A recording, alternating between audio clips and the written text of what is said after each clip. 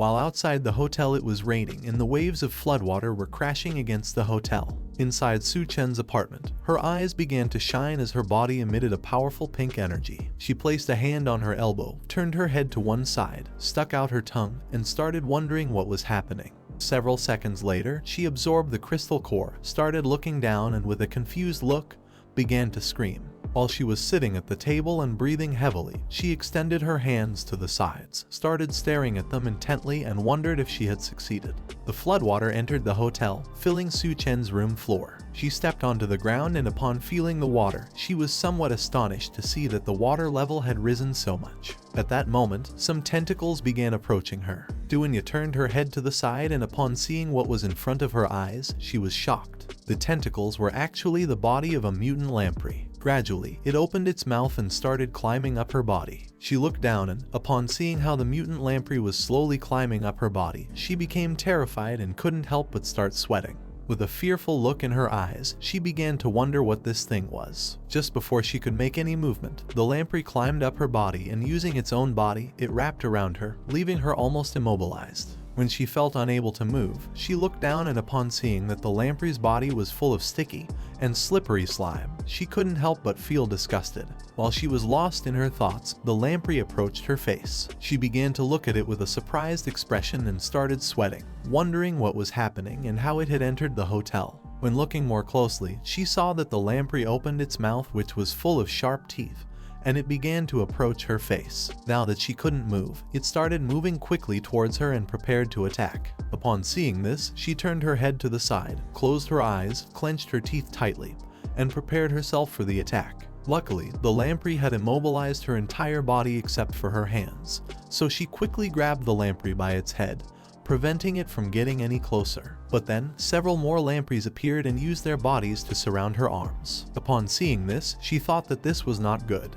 If one mutant lamprey was already a problem, she didn't know how she would be able to handle so many of them. In the blink of an eye, the sticky lampreys coiled around her body, causing her to start sweating and getting nervous, turning as red as a tomato. She began looking ahead and soon realized that she was completely trapped. Now she couldn't move. The lampreys coiled around her arms, and then several mutant lampreys appeared in front of her. They began to look at her with a murderous gaze, opened their mouths, and started approaching her. She lifted her head, and upon seeing so many, she couldn't help but panic and start sweating even more. While they were gradually approaching her, she slightly turned her head back, and with a serious look, she thought that this was bad since she hadn't even had time to adapt to her new special abilities. Several days ago, Su-chen reached out his hand, and while taking something out of the system's inventory, with a calm look, he started looking at her and explained that if one found and consumed the crystal core, then they would obtain special abilities. However, many monsters seemed normal and one couldn't discern what abilities the core had just by its appearance. He reached out his hand towards her, causing an apple to start appearing.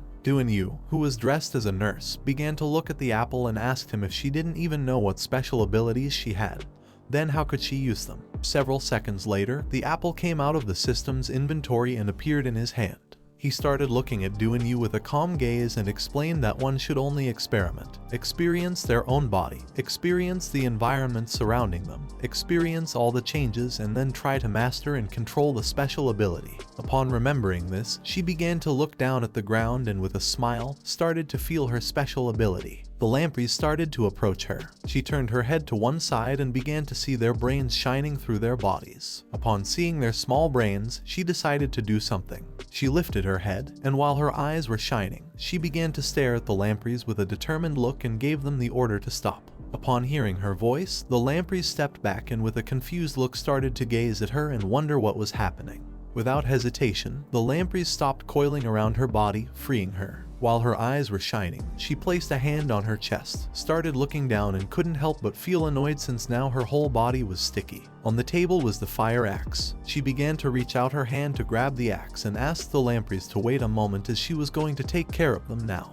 She took the axe, rested it on her shoulder, approached the lampreys, put her other hand on her waist, started staring at them intently, and with a smile decided to turn them into chives. She grabbed the axe tightly and approached them. She started looking at them with an aggressive gaze, clenched her teeth tightly, swung the axe with precision, cutting their bodies in half. Feeling pain, they opened their mouths and began screaming in agony. She began cutting the lampreys, causing blood to splatter on the walls. Several minutes later, she finished off all the lampreys. While holding the axe with one hand, she grabbed a piece of her dress with the other hand. Seeing that she was completely dirty, she decided to go back home and take a bath. While she was distracted, someone started approaching her from behind. This person was a man. As he was getting closer to her, he began looking at the ground and asked her if he could take a bath with her. Upon hearing this, she snapped out of her trance, slightly turned her head back, and with a surprised look on her face, started wondering who this man was. She grabbed the axe with both hands, turned her body backwards, started looking at the man with a furious gaze,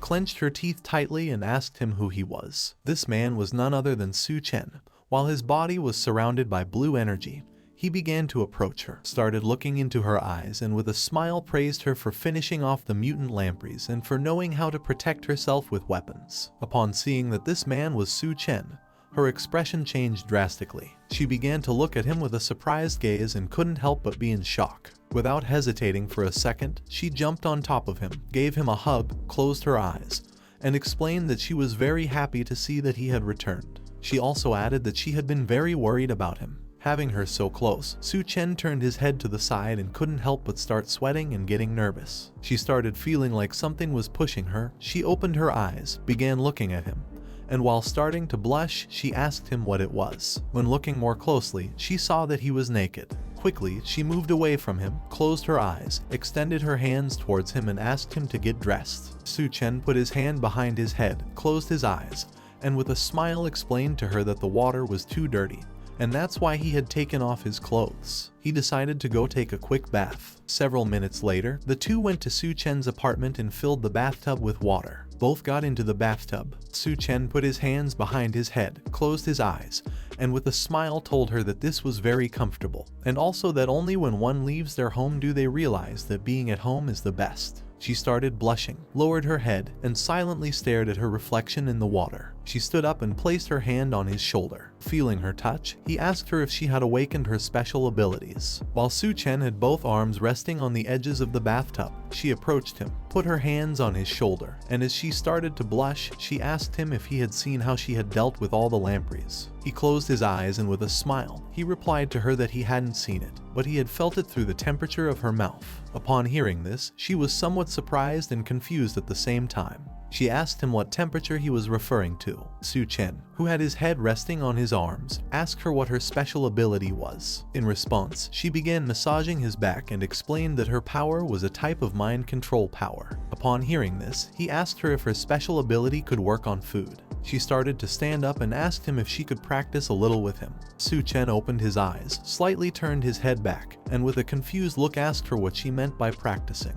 Upon seeing what his eyes were witnessing, he couldn't help but be in shock. She put on a sexy costume, placed a hand on her chest, started looking at Suen and told him that she wanted to do some exercise with him. Suen turned his body towards her, placing both hands on the edges of the bathtub. While his body was emanating a demonic energy, he began to stare at her and remain silent. Upon seeing this, she couldn't help but be shocked. She started looking at him with a surprised expression and wondered if this was his special power. Upon feeling the oppressive energy emanating from Suen, her expression drastically changed. She was astonished. If it weren't for Suchen's tacit consent, she probably would have succumbed to his energy pressure the moment she tried to escape. He began staring at her and with a smile, he thought that her power was truly astonishing. He asked her what came next. At the same time, the moon started rising and nightfall approached. While the waves of water were crashing against the hotel, she replied that she wanted him to practice until his legs weakened.